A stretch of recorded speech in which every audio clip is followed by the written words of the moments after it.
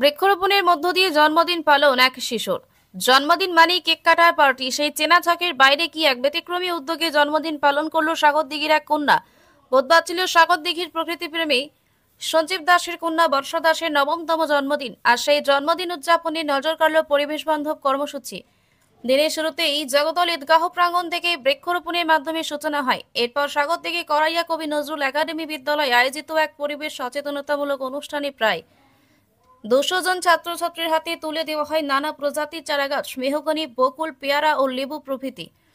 এই অনুষ্ঠান ঘিরে ছাত্রছাত্রীদের মধ্যে পরিবেশ নিয়ে সচেতনতা বৃদ্ধি পায়। ছোট বয়স থেকে গাছ লাগানোর গুরুত্ব বোঝাতে এই উদ্যোগকে প্রশংসা করেছেন বিদ্যালয়ের শিক্ষক শিক্ষিকারা।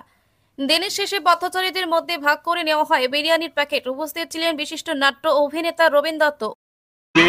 করাইয়া কবি নজরুল একাডেমি যে স্কুল, এটা একটি প্রাইভেট সেক্টরের স্কুল।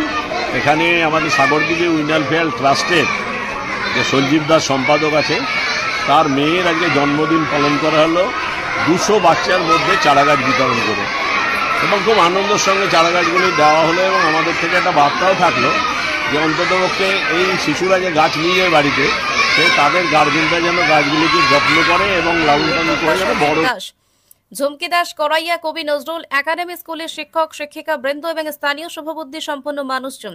এক কথায় বর্ষার জন্মদিন পালন যেন হয়ে উঠল প্রকৃতির প্রতি ভালোবাসার সামাজিক দায়িত্ববোধের এক উজ্জ্বল উদাহরণ। সমাজে এমন উদ্যোগ যদি আরও ছড়িয়ে পড়ে, তবে আগামী প্রজন্মের মধ্যে পরিবেশ রক্ষার সচেতনতা গড়ে তোলা